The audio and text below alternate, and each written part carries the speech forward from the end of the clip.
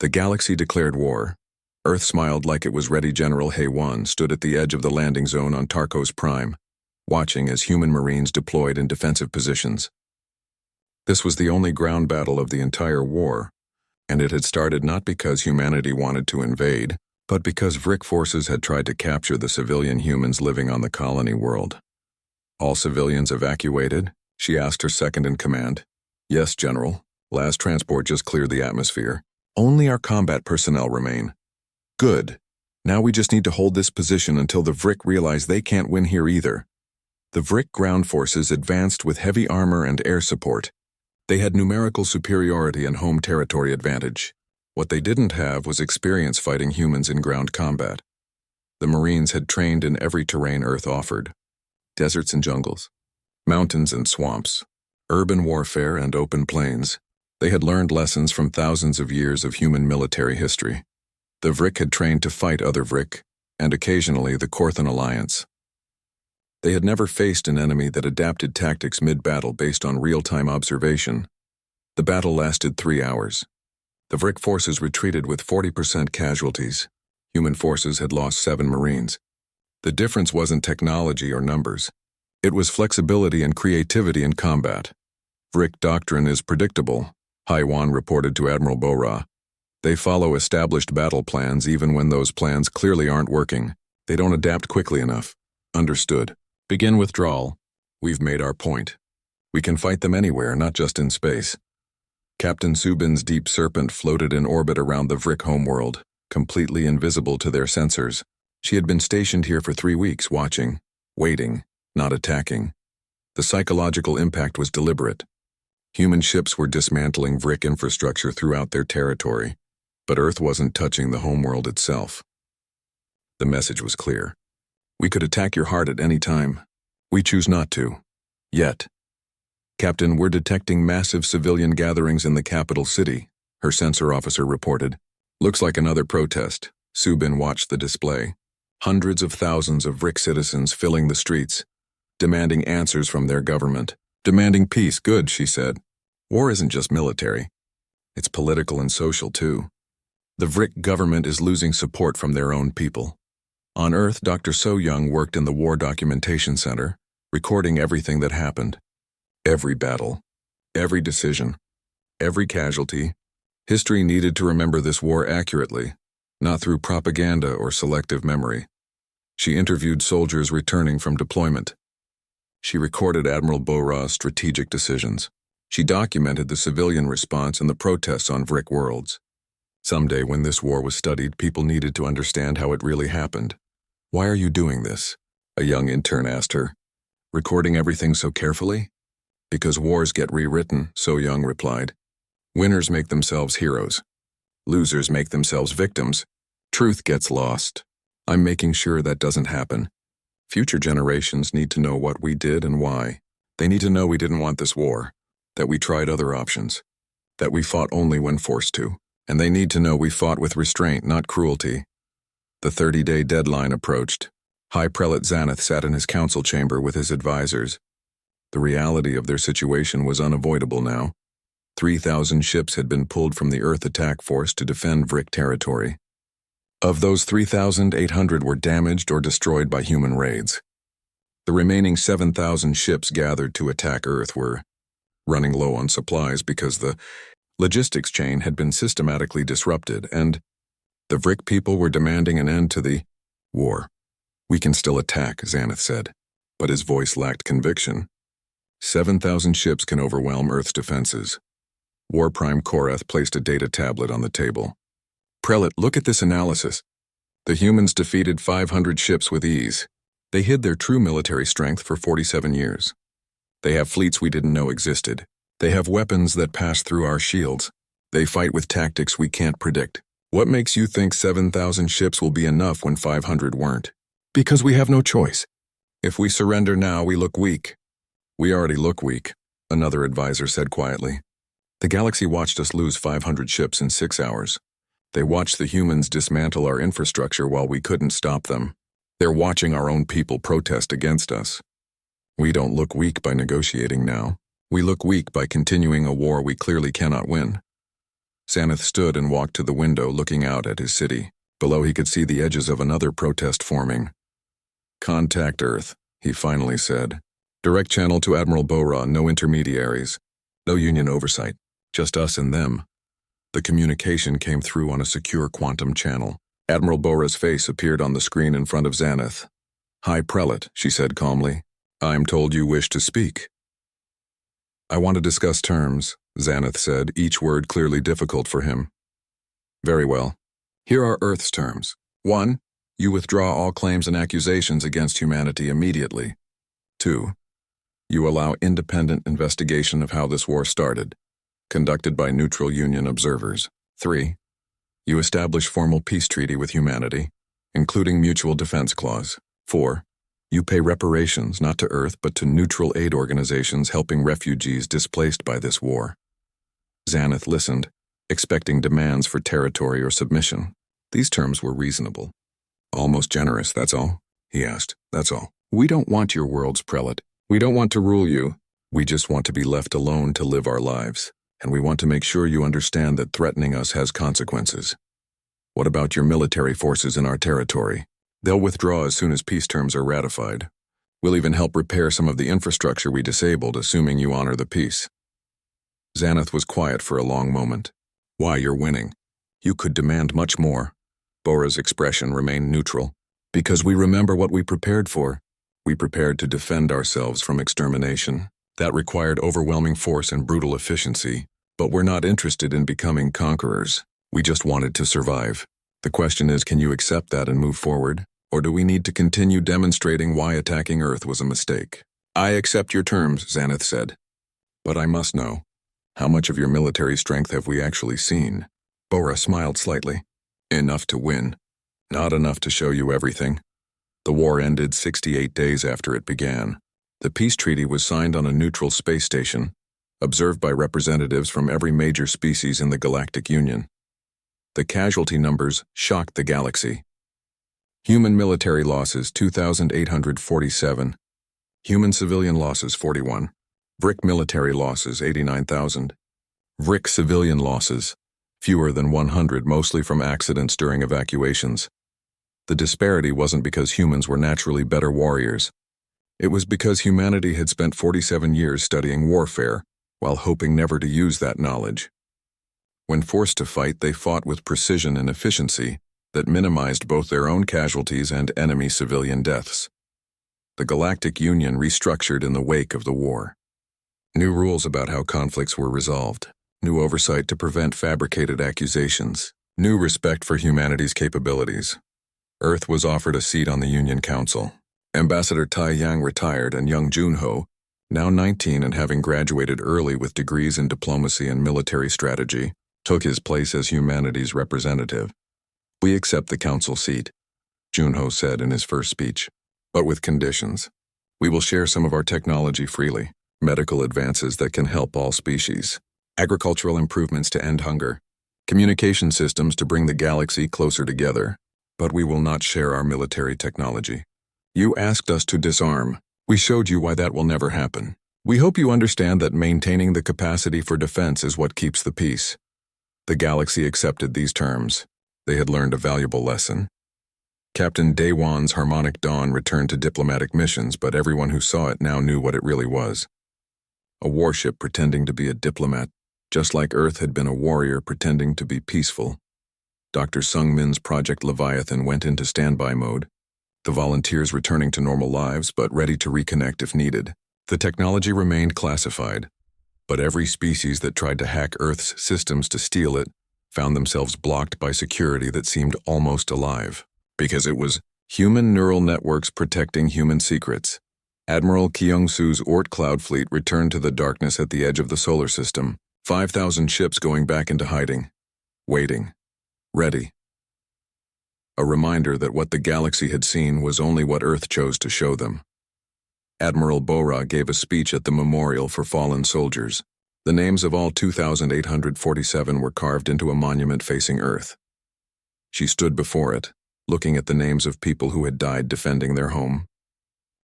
The galaxy declared war, Earth smiled like it was ready. Agent Yunji walked through the market on the Vrick colony world of Tarkos Prime.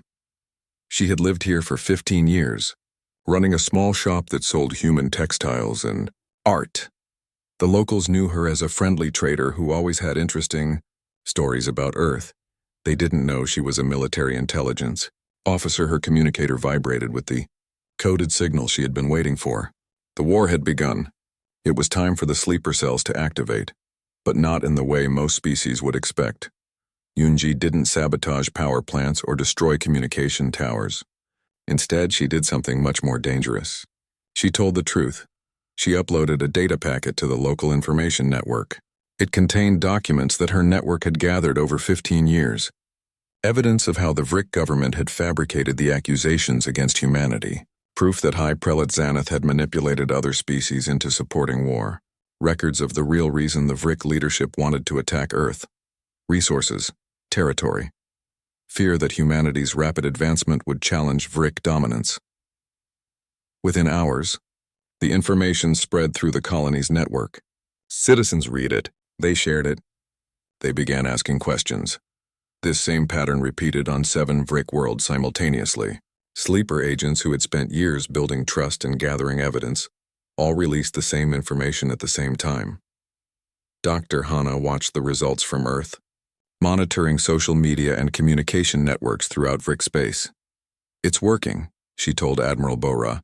"We're seeing massive discussions on every platform. The Vrick people are starting to question their government's story about why they're at war." "Good," Bora replied. "War isn't just about ships and weapons. It's about will. If the Vrick people don't believe in this war, their leadership can't sustain it." Meanwhile, Admiral Kyung-soo commanded a fleet that few people knew existed. The Oort Cloud fleet had been built in the vast emptiness at the edge of Earth's solar system, far from any trade routes or scanning stations. 5,000 ships. Built slowly over decades, hidden in the darkness where no one thought to look. "All ships report ready," his tactical officer said. "We're receiving the attack coordinates now." Kyung-soo studied the star map. While the Vrick gathered their forces for a massive assault on Earth, humanity was about to teach them a lesson about assuming your enemy's location. "Begin jump sequence," he ordered. "Target Vrick infrastructure nodes throughout their territory. Shipyards, supply depots, communication relays, and jump gate stations. Do not target civilian populations. This is about capacity, not casualties." The fleet jumped to faster than light travel. They would arrive in Vrick space while the main Vrick armada was still gathering at a staging point, 2 systems away from Earth. War Prime Korath stood in the military command center on the Vrick homeworld, coordinating the gathering of 10,000 ships. The logistics were enormous. Ships from 7 different allied species, thousands of support vessels, fuel, ammunition, supplies. "Sir, we're receiving distress calls from the Keltar shipyards." Korath looked up. "The Keltar yards? That's 15 light years from here. Who's attacking them?" "Unknown ships, sir. They appeared without warning. They're not fighting the way we expected." The tactical display showed the Keltar shipyards under attack, but the attacking ships weren't trying to destroy the yards. They were surgically removing specific systems. Power generators, computer control centers, construction facilities. "They're disabling the yards, not destroying them," Korath realized. "They want to stop us from building more ships." "Sir, we're getting similar reports from 4 other locations. The humans are hitting our infrastructure." Korath felt cold certainty settle over him. The humans weren't planning to defend Earth against 10,000 ships. They were making sure those 10,000 ships couldn't be resupplied or reinforced. "Recall elements of the fleet," he ordered. "We need to defend our own space." But Prelate Xanath ordered full assault on Earth. "I don't care. If we don't protect our infrastructure, this war is already lost." The Vrick fleet, still gathering for the massive assault, suddenly had to split its forces. 3,000 ships broke away to defend Vrick territory. 7,000 remained to attack Earth. Admiral Kyung-soo smiled as he watched the Vrick fleet split. The human fleet had successfully pulled enemy forces away from Earth without a single direct confrontation. "Continue hitting infrastructure targets," he ordered. "Keep them guessing where we'll strike next. Make them spread their forces even thinner." On Earth, a teenager named Junho sat in his classroom.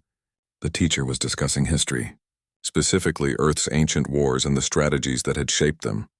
"The art of war teaches us that the best victory is the one achieved without fighting, the teacher said. You make the enemy defeat themselves through exhaustion and confusion. Junho raised his hand. Is that what Admiral Bora is doing now? Making the Vrick defeat themselves? The teacher smiled. That's exactly what she's doing.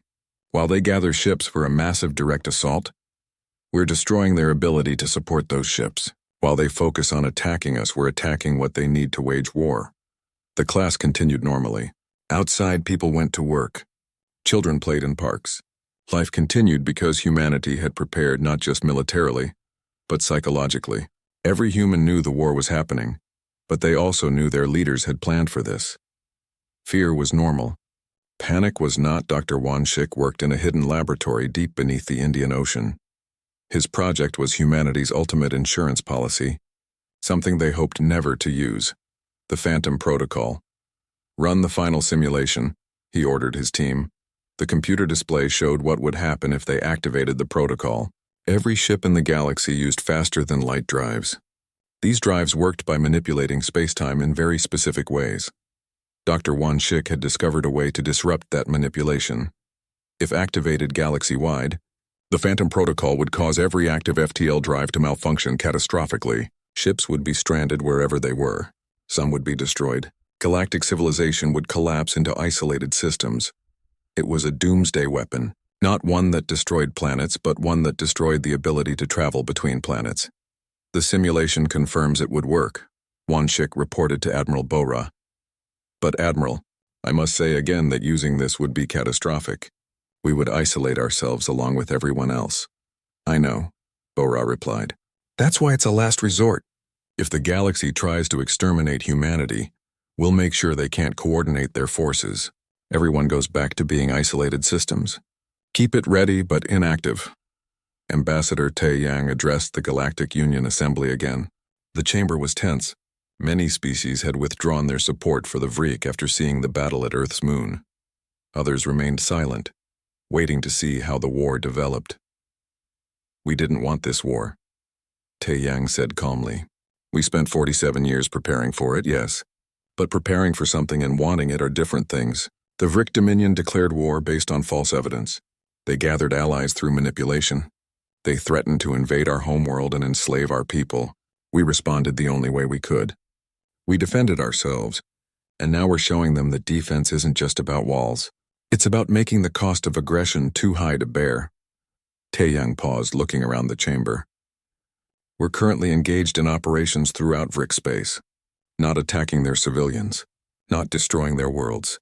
We're dismantling their ability to wage war. When this is over, the Vrick will still have their planets and their people, but they'll have learned that humanity cannot be threatened without consequence. A delegate from the Korthan Alliance stood. You speak of defense, but you're attacking Vrick territory. How is that defense? The best defense is ensuring your enemy cannot attack, Tae Yang replied. We're not interested in conquering Vrick worlds. We're interested in making sure they can't build another fleet to threaten Earth. There's a difference. The assembly erupted in debate. Some species called humanity aggressive. Others pointed out that the Vrick had started the war. A few quietly began reassessing their own military assumptions about humanity. On the Vrick homeworld, civilian protests were growing. The information released by Agent Unji and other sleeper cells had spread beyond anyone's ability to contain it.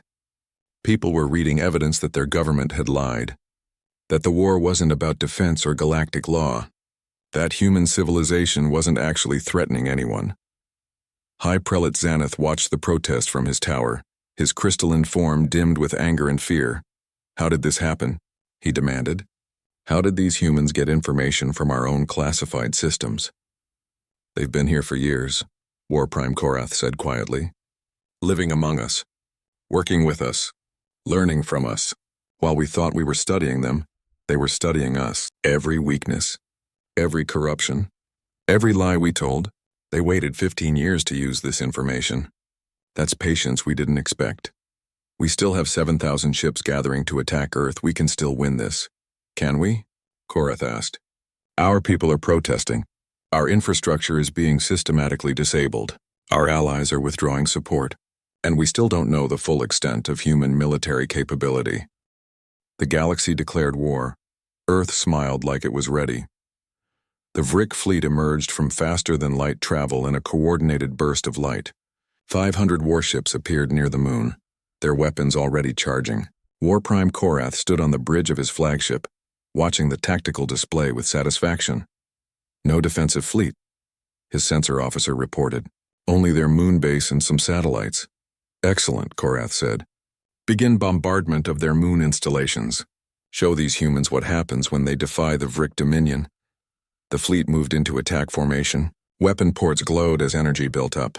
In 30 seconds, they would fire and reduce the human moon base to rubble. Then something strange happened. Music began playing. Every Vrick ship's communication system suddenly broadcast the same sound. Drums and horns, strings and voices, singing in dozens of different languages. Human war songs from every culture and every age of their history. What is this? Korath demanded. Block those transmissions! We're trying, sir, but it's coming from everywhere. Every satellite, every communication relay. It's like the entire system is a broadcast antenna. Commander Jaehoon smiled inside her fighter cockpit. The music was the signal. Every human pilot had trained to this sound.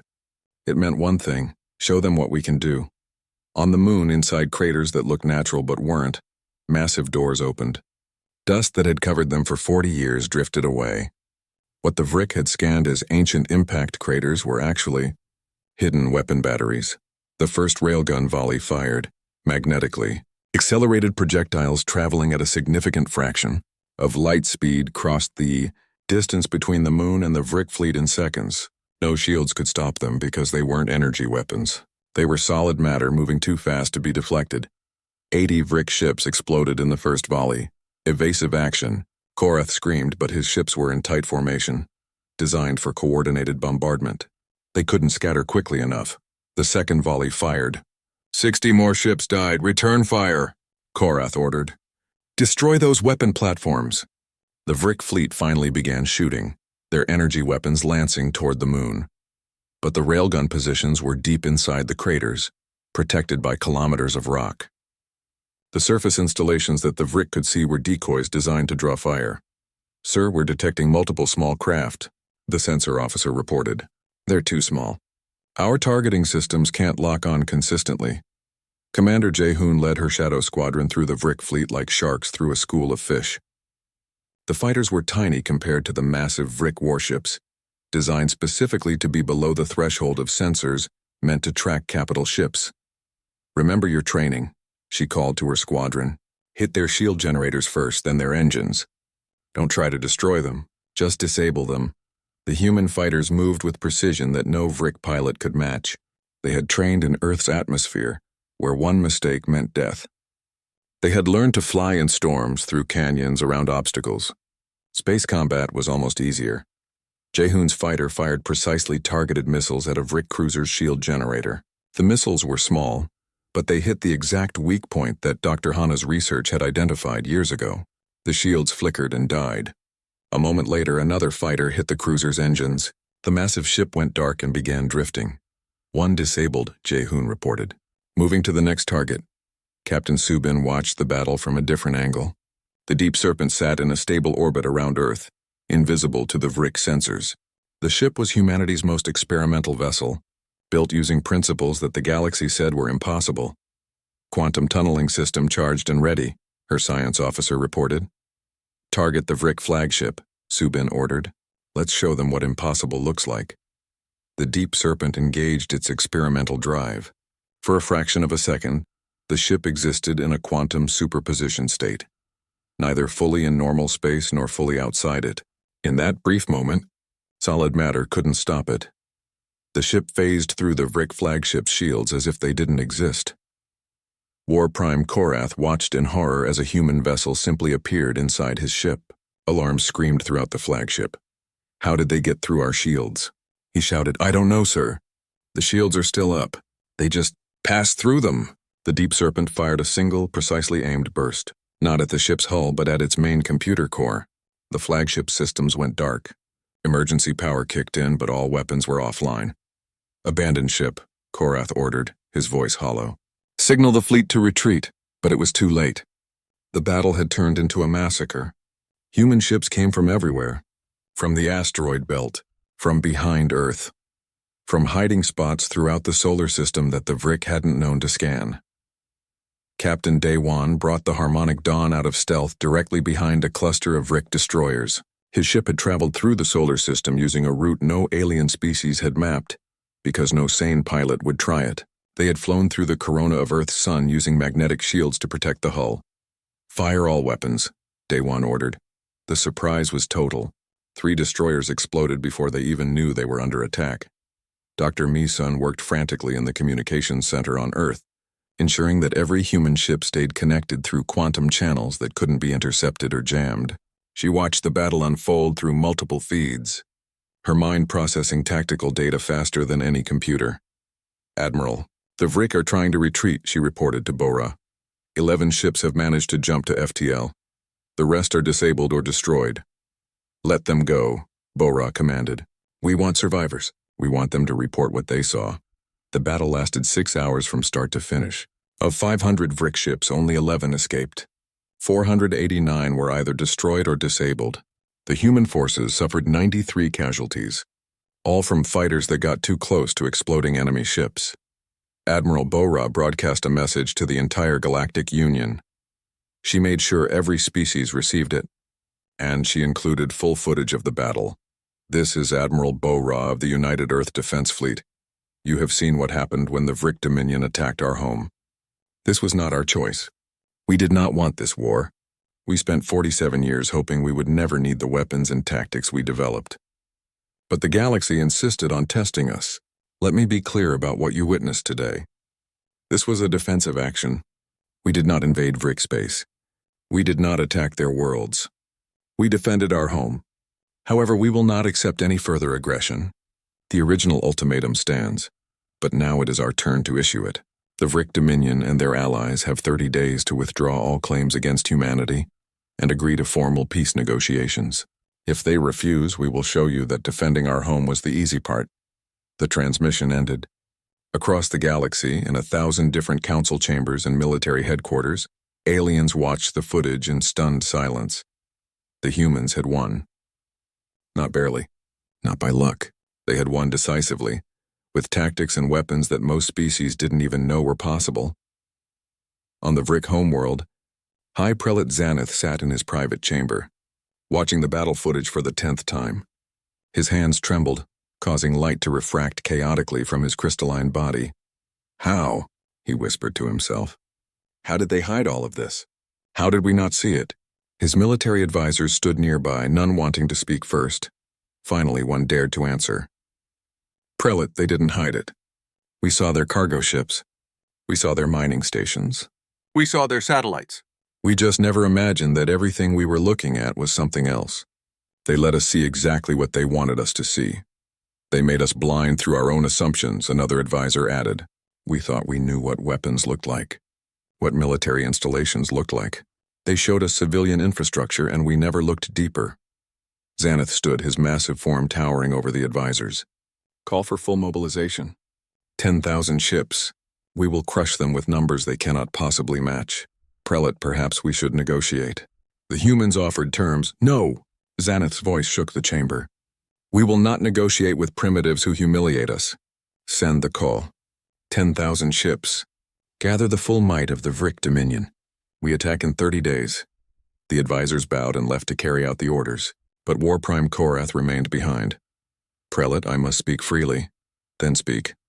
"We just lost 500 ships to a force we didn't even know existed. We thought we were attacking their only defenses. What if we're wrong again? What if they have more ships we haven't seen? What if their real fleet is still hidden?" Xanath turned to face his military commander. "Are you afraid, Korath?" "Yes, Prelate, I am. These humans prepared for 47 years. They turned cargo ships into warships. They hid weapons inside the moon. They have technology that passed through our shields like they were nothing. They did all of this while smiling and trading with us. What else have they prepared that we don't know about?" Xanath was silent for a long moment.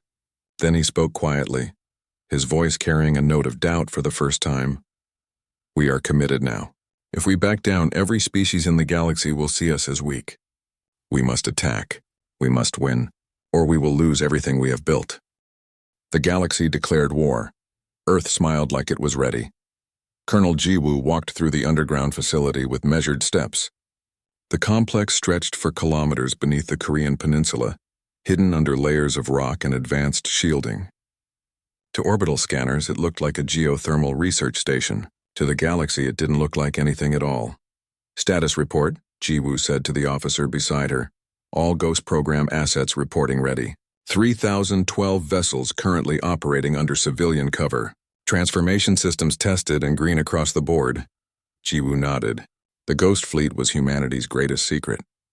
Every cargo ship that had left Earth for the past 47 years carried a hidden truth.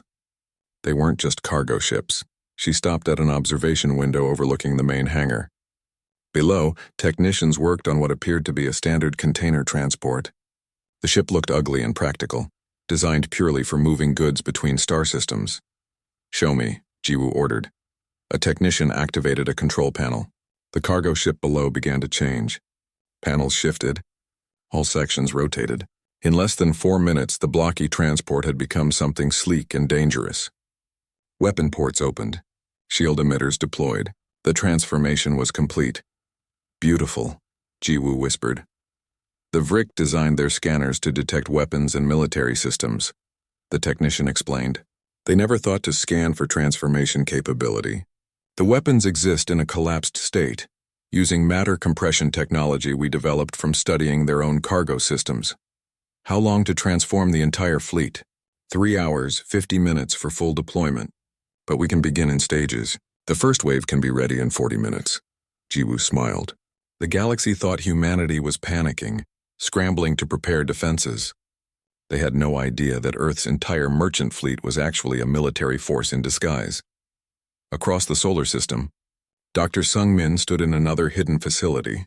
This one built into a massive ice sheet on Europa. The base had been constructed in sections over 20 years, each piece designed to look like scientific research equipment.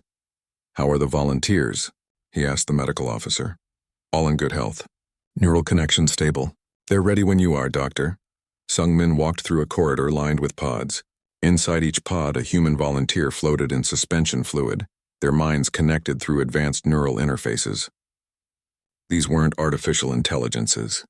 The Galactic Union had banned AI research after 3 different species had created machines that turned on them, but humanity had found a different path. Instead of creating artificial minds, they amplified human consciousness. Each volunteer had their brain activity linked to others through quantum entanglement, creating a network of human thought that could control ships with creativity and unpredictability no computer could match. "Project Leviathan is ready," Sung-min reported to Admiral Bo-Ra through secure channels. "We have 1,200 volunteers currently connected. They can operate 400 vessels simultaneously with full combat coordination." "Good," Bo-Ra's voice came back. "Keep them in standby mode. We activate only when necessary." Lieutenant Young-soo sat in the cockpit of the Eternal Tiger, humanity's first true warship. Unlike the Ghost Fleet vessels that transformed from civilian ships, the Eternal Tiger had been built from the start as a weapon.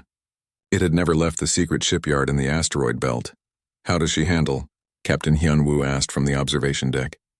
Young-soo ran through the control checks. "Like a dream, sir. The neural interface is responsive. Weapon systems are perfect. The stealth coding is holding at 100% effectiveness. Good, because in a few days you'll be taking her into combat." Young-soo felt his heart race. He had trained for this his entire adult life. But the reality was finally arriving. Earth was going to war. "Sir, may I ask a question?" "Go ahead. Why did we build all this? If we had shown the galaxy our real capabilities from the start, would they have dared threaten us?" Hyun-woo was quiet for a moment. "Maybe not. But they would have feared us. Fear breeds resentment. Resentment breeds conflict. We chose to appear weak while being strong, to hope for peace while preparing for war. Now we'll find out if that strategy works." Back on Earth, Admiral Bo-Ra activated Protocol Crimson Phoenix. Across the planet, military commanders received encrypted orders. Civilian leaders were briefed on what was coming. Emergency shelters were checked. Supply lines were secured, but there was no panic. Children still went to school. Workers still went to their jobs. Life continued normally because every human on Earth had grown up knowing this day might come. They called it Emergency Protocol Shepherd, and every child learned it as naturally as they learned to read. In orbit, Communication satellites received new programming. Their solar panels began to unfold differently, revealing structures that had been hidden in plain sight. Within hours, Earth's orbit would be filled with defensive platforms that had been disguised as simple satellites for decades. On Mars, the colony's central dome opened sections that had never been shown to alien inspectors. Weapon batteries rose from underground storage. The colony that looked like peaceful terraforming research was actually a fortress. In the asteroid belt, mining platforms activated their secondary systems. Each platform had been built with hidden weapons and shielding. The mining crews weren't just civilians. They were trained defense personnel who had been waiting for this moment. Captain Daewon received new orders aboard his diplomatic vessel, the Harmonic Dawn. He read them twice to make sure he understood correctly. "Dr. Hana," he called. "You should see this." She came to the command deck and read the message. Her eyes widened. "They want us to stop being diplomatic?" "Read the next part." Dr. Hana scrolled down. Oh my, the orders were clear. The Harmonic Dawn was to shed its outer hull and reveal its true nature. The diplomatic vessel had been a warship all along, hidden behind a shell of peaceful appearance. "Execute the transformation," Daewon ordered his crew. Outside the ship, explosive bolts fired. The smooth, friendly exterior of the Harmonic Dawn broke apart and drifted away. Beneath it was a sleek, dangerous vessel covered in stealth coating and weapon systems. The ship that had carried ambassadors to peace talks was now ready for battle. "All systems operational," the weapons officer reported. "Stealth drives active. We're invisible to their scanners, Captain." Daewon looked at the star map. The Vrick Dominion space was close. Their military bases were marked in red. "Set course for the border. Stay in stealth mode. We have new orders. We're going to show them what human diplomacy really means when pushed." Dr. Hana prepared a message for broadcast to the entire Galactic Union. She had written it carefully, choosing each word to send exactly the right message. The transmission went out on all frequencies. Every species in the Union received it simultaneously. "This is Dr. Hana of Earth speaking to the Galactic Union. You asked if humanity has weapons of mass destruction. You demanded we disarm. You threatened invasion if we did not comply. Let me answer your questions clearly. Yes, we have weapons. Yes, we prepared for war. But our greatest weapon isn't any device or system. Our greatest weapon is humanity itself. We are adaptable, creative, and determined. We hoped for peace, but we prepared for war. You have 30 days to withdraw your ultimatum, or we will show you why we smiled when you declared war on Earth." The message ended. Across the galaxy, alien leaders watched in their council chambers. Some felt fear. Others felt anger. A few felt respect. On the Vrick homeworld, High Prelate Xanath threw the communication device across his chamber. "Arrogant primitives. They dare threaten us? Send word to the fleet. We attack in 3 days. We will crush them before they can deploy whatever toys they've been hiding." But in the Vrick military command, War Prime Korath looked at the intelligence reports with growing concern. Their spies reported strange activity throughout human space. Ships that had been cargo vessels were changing somehow. Mining stations were doing more than mining. And there were gaps in their sensor data. Places where nothing showed up but logic said something should be there. "Prelate," Korath tried to warn. "Perhaps we should wait. Gather more intelligence. These humans may be more prepared than we thought." "Nonsense. They are one small species. We are 7 allied races with 10,000 ships. Attack in 3 days. That is my command." Korath bowed, but in his mind he remembered an old saying from his own species' history. The most dangerous enemy is the one who wants you to attack first. On Earth, Admiral Bo-Ra watched the countdown timer. 3 days until the Vrick attacked. The galaxy thought humanity was scrambling to defend itself. They had no idea that humanity had spent 47 years preparing for exactly this moment. Every ship was positioned. Every weapon was ready. Every soldier knew their role. The Vrick were bringing 500 ships to attack the moon. It would be a show of force, meant to terrify Earth into immediate surrender. Bo-Ra looked at her tactical display. Around the moon, hidden in craters and behind orbital debris, her forces waited. The Vrick expected a desperate defense. They would get something very different. "Send the message to all commanders," Bo-Ra ordered. "When they arrive, let them see what preparation really means." The galaxy declared war. Earth smiled like it was ready. The chamber was massive, designed to hold representatives from 300 different species. Captain Daewon stood near the back, his hands clasped behind his uniform. He had been to the Galactic Union Assembly dozens of times, but today felt different. The air itself seemed to carry tension. Ambassador Tae Yang sat in Earth's designated seat, a simple chair compared to the floating platforms and crystalline thrones around him.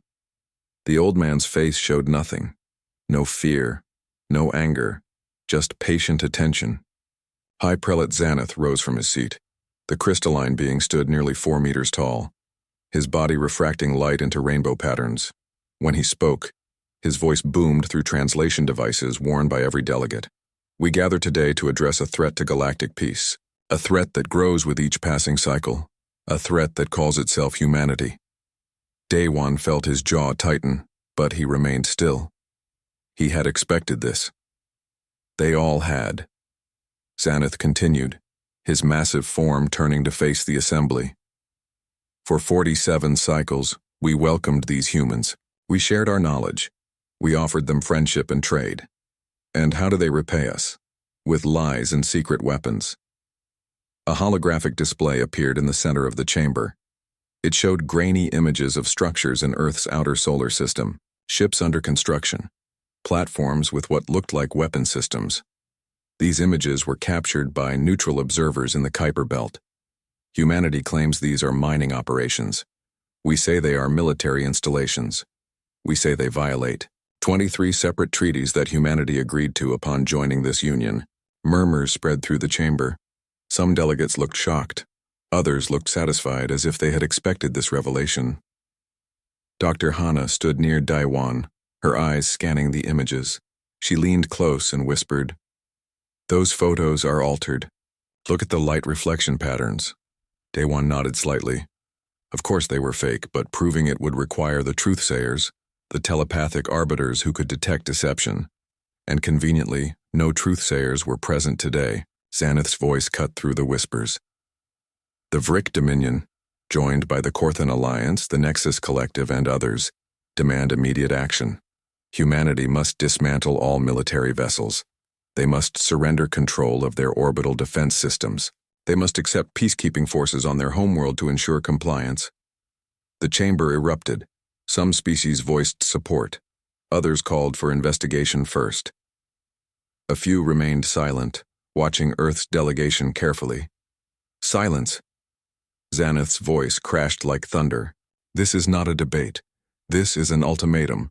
Humanity has 30 days to comply. If they refuse, the Vrick Dominion and our allies will have no choice but to enforce galactic law through military action. Ambassador Tae Yang finally stood. The old man moved slowly, but every eye turned to him. The chamber quieted. "May I speak?" Tae Yang asked, his voice calm. "You may offer your surrender," Xanath replied. Tae Yang smiled. It was a small smile, barely visible. But something about it made several nearby delegates shift uncomfortably. "I will not surrender today. I request 72 hours to consult with my government. Surely, given the gravity of these accusations, 3 days is reasonable." Xanath's crystalline face somehow managed to show displeasure. "You have 72 hours. No more. Use them wisely, human." The assembly adjourned. As delegates filed out, Daewon noticed how many avoided looking at Earth's representatives. Some from fear, some from shame, a few from satisfaction. Dr. Hana walked beside him as they left. They planned this carefully. No truthsayers, fake evidence, multiple species backing the ultimatum. This isn't about treaties. It's about power. "I know," Daewon said quietly. "The question is, do they know what they just started?" Back on the diplomatic vessel, Daewon activated the quantum communication link to Earth. The connection was instant, secure, and impossible to intercept with known technology. Admiral Bora's face appeared on the screen. "We received the transmission," Bora said before Daewon could speak. 30 days to surrender or face invasion." "Yes, Admiral. Ambassador Tae Yang bought us 72 hours, but we don't need 72 hours, Captain. We need 72 hours to evacuate our civilians from alien worlds. How many humans are currently in Union space?" Daewon checked his datapad. Approximately 43,000. Traders, scientists, students, families.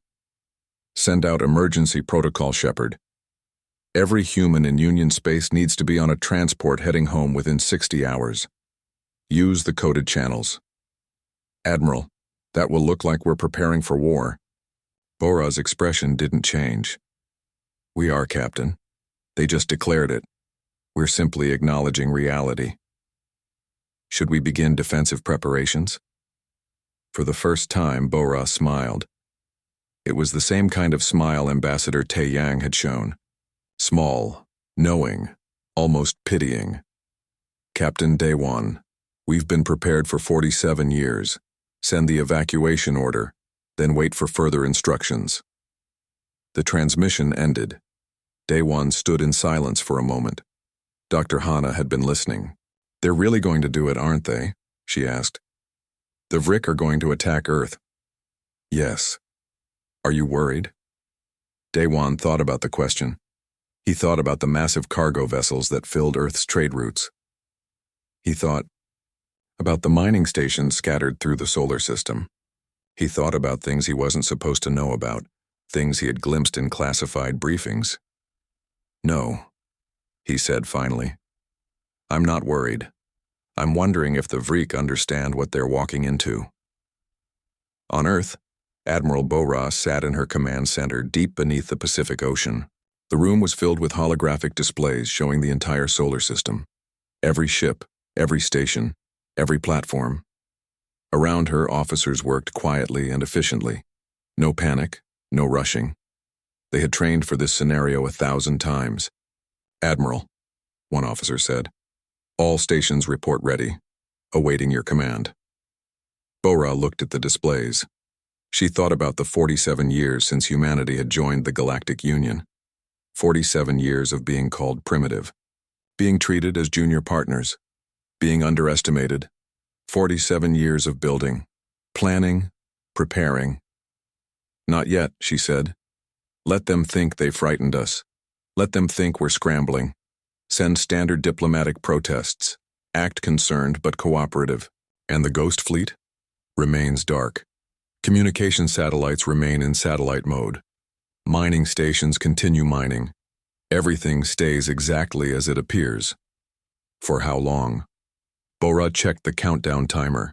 72 hours until Ambassador Tae Yang had to respond. 30 days until the ultimatum expired. Until they make their move. And when they do, we show them why we smiled. Deep in the Pacific Ocean, something massive stirred. Ancient submarine pens, built decades ago and hidden from every scanner, began their wake-up protocols. Inside them, vessels waited that combined old Earth submarine technology with new principles of space travel. In orbit, communication satellites continued their normal functions, unaware that they could become something very different with a single coded signal. On the Moon, in craters that had been carefully selected, massive doors waited beneath layers of lunar dust and rock. In the asteroid belt, mining crews continued their work, not mentioning the secondary systems built into every platform. And in the vast emptiness of the Oort cloud, where no alien species had bothered to look carefully, something enormous floated in the darkness. A fleet that humanity had spent decades building in absolute secrecy. Earth had joined the Galactic Union as a young species seeking knowledge and friendship. They had followed the rules.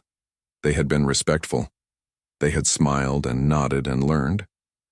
But Earth had come from a planet where peace was maintained through strength, where survival meant being ready for threats before they arrived, where hope for the best meant preparing for the worst. The galaxy had declared war, and Earth smiled, because Earth was ready.